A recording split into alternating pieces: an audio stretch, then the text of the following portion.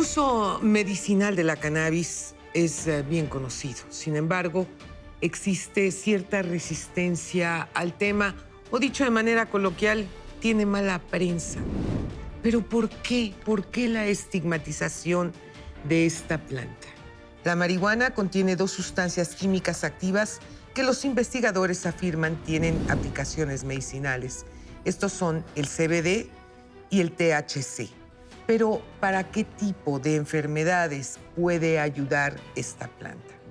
En el 2010, los investigadores de la Facultad de Medicina de Harvard sugirieron que alguno de los beneficios del fármaco es la reducción de la ansiedad, uno de los principales problemas en el mundo actual.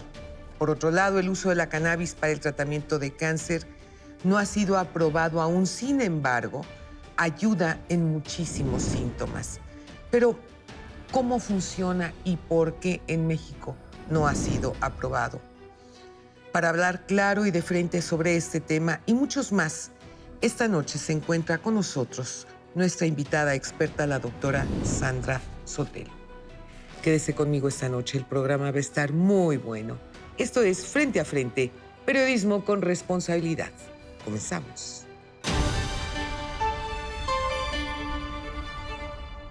Bueno, debo decirles que he estado leyendo con todo cuidado. Anoche me la pasé leyendo este libro de Nacho Lozano que se llama Marihuana a la Mexicana, y cualquier cantidad de libros y artículos sobre este tema, porque ciertamente despierta en mí un enorme interés y se los voy a comentar por qué.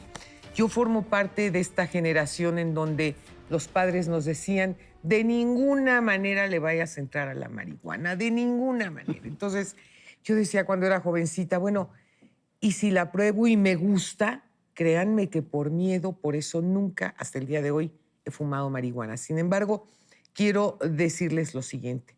Como ustedes saben, y lo he comentado no solo en este programa, sino a través de las redes sociales, a mí me operaron en marzo, abril del hombro, una operación muy fuerte. Cortaron parte de la clavícula, en fin, tendones, músculos por una caída que tuve. Y lo único que a mí me sirvió, vamos, primero me puso el doctor parches de morfina. Imagínense ustedes el nivel de dolor que yo traía, que tampoco me quitó del todo el dolor.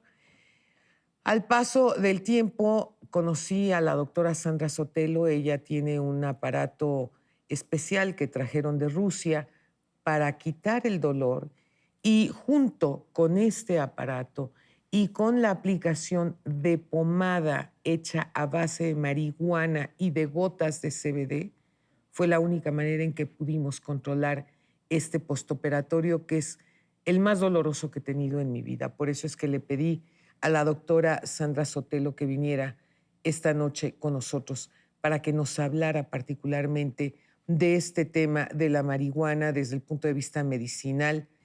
De tal suerte, mi querida doctora, qué bueno que estás aquí conmigo. Gracias por acompañarnos y sobre todo para poder explicarle al público de qué manera ayuda desde el punto de vista de salud la cannabis, la marihuana en la vida de todos estos pacientes que, bueno, aquí estoy yo como testimonio en el manejo del dolor, que sin lugar a dudas a ti te consta, porque me has hecho el favor de acompañarme a lo largo de todos estos meses de recuperación, el efecto que ha tenido la marihuana embarrada en el hombro, aplicada en el hombro, que fue donde me hicieron esta cirugía, y las gotas de CBD para bajar precisamente el nivel de dolor. Es correcto, Lolita. Buenas noches, gracias por la invitación. Saludo a tu auditorio. La planta de la marihuana contiene más de 400, 500 sustancias químicas, pero las fundamentales y las que nos interesan son dos.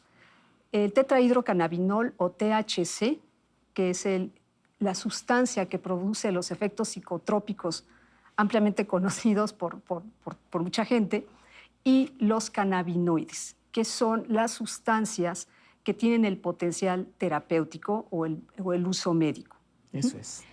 Cuando una persona fuma un cigarrillo de marihuana, están mezclados los cannabinoides con el THC.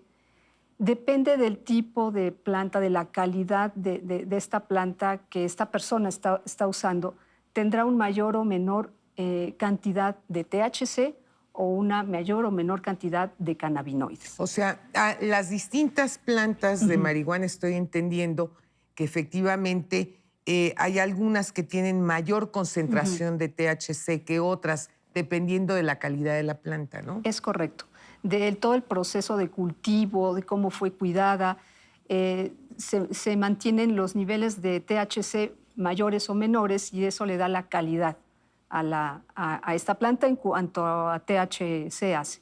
Por eso en Estados Unidos a mí me llama mucho la atención la forma en que ellos cultivan esta planta. Es decir, allá sí no es a monte abierto, ¿verdad? Como, Sí. como lo hacen aquí en México, Sí. que están expuestos a cualquier tipo de plagas. En Estados Claro. Unidos yo he tenido la oportunidad, particularmente en Las Vegas, que es donde es totalmente legal y autorizado, ver cómo crecen estas plantas, pero al interior de grandes bodegas, en donde tú llegas y tienen controlado el agua, el riego, la temperatura, la luz.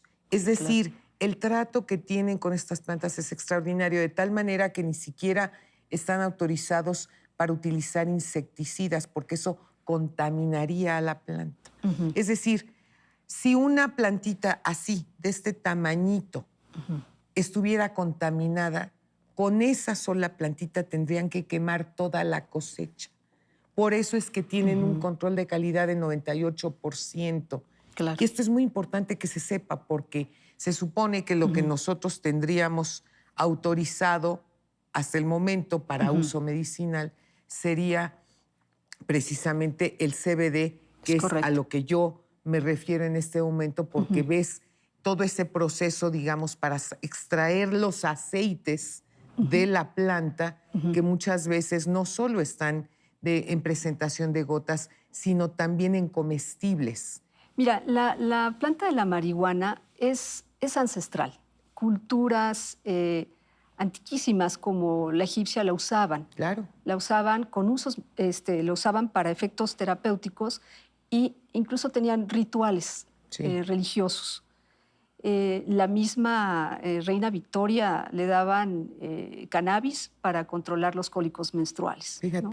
¿Qué pasa con esta fiebre de la marihuana? Como tú bien dijiste, la marihuana ha sido una planta ilegal, ha sido una sustancia ilegal, prohibida, por los efectos psicotrópicos, que, dicho sea de paso, estos efectos psicotrópicos no son de agresividad, de violencia, generan un estado de tranquilidad. Es al contrario, justamente, que el alcohol, es. por ejemplo. Correcto, o que cocaína, heroína, que son Claro. sustancias más duras. Sin embargo, fue clasificada dentro de estas mismas sustancias en un catálogo internacional que afortunadamente la Organización Mundial de la Salud, que es el máximo referente, la máxima autoridad en salud, es un organismo dependiente de la ONU. Sí. Apenas el año pasado, en 2018, emitió un comunicado, una declaración, pidiendo que esta sustancia, que la marihuana, el cannabis, fuera sacado de este catálogo.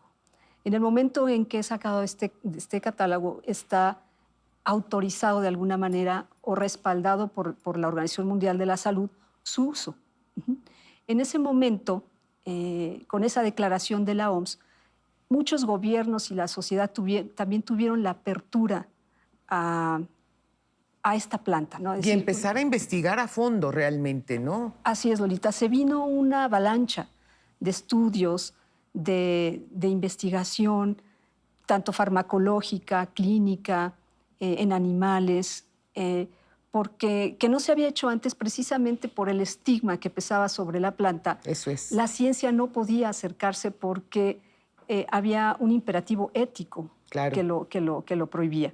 En el momento en que esto se quita, claro. y que la misma OMS reconoce el potencial terapéutico de esta sustancia, se viene en cascada esto. En todas partes del mundo se está haciendo investigación. Hay incluso un instituto internacional de estudio de la cannabis en República Checa, en Praga, donde precisamente se está haciendo mucha investigación, educación médica continua para capacitar a los médicos para que sepan precisamente de todos estos últimos resultados en la investigación. Ahora que yo he estado leyendo sobre este tema, me llama mucho la atención leer y descubrir que nosotros, el organismo, el cuerpo, produce cannabinoides. Esto es verdaderamente increíble y es algo que yo no sabía. Es correcto, Lolita, y fue un descubrimiento relativamente reciente que tiene todavía a la ciencia fascinada. Es un objeto de estudio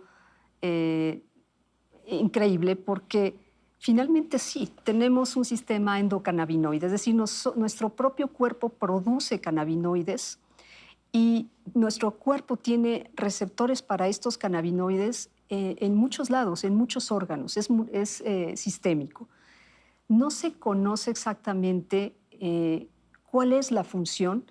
Se cree que es un sistema de modulación, es decir, que nuestro cuerpo tiene, entre otros, porque tiene muchos, un sistema de modulación a través de los cannabinoides que permite muchísimas funciones. Los cannabinoides se ven implicados en muchas funciones como en la cascada de la inflamación, como tú comentabas hace unos momentos, tiene efectos sobre toda la cascada de inflamación que es muy compleja. Sí.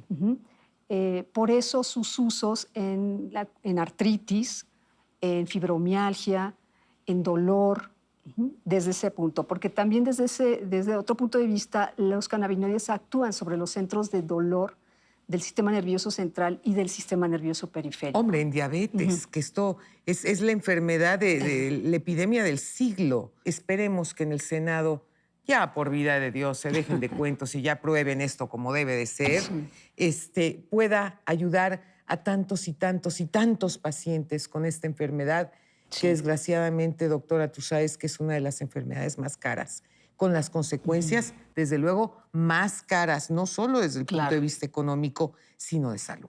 Es correcto. Sí, los años de vida saludables perdidos, el gasto en salud es enorme, enorme con esta enfermedad, Lolita. Y sí, efectivamente, desde la Suprema Corte de Justicia, desde 2017, solicitó a la Secretaría de Salud y a la COFEPRIS. Directamente a la COFEPRIS, claro. Que se creara el marco reglamento jurídico para que los cannabinoides comenzaran a ser utilizados. Tengo entendido que tienen un plazo máximo de Así es, abril. 30 de abril. Ojalá se resuelva y se pueda comenzar a usar los cannabinoides. Ahora bien, una cosa es que ya lo autorice el Senado de la República y ahora lo que nos falta es que la COFEPRIS pues saque el reglamento, ¿verdad? Te agradezco muchísimo, doctora, que hayas estado conmigo esta noche y que nos hayas explicado de manera muy clara y contundente qué es esto y cómo nos puede ayudar a todos los mexicanos. No se pierdan nuestro próximo programa, México vive tiempos de cambio, tiempos de dar la cara, tiempos para hablar frente a frente. Muy buenas noches.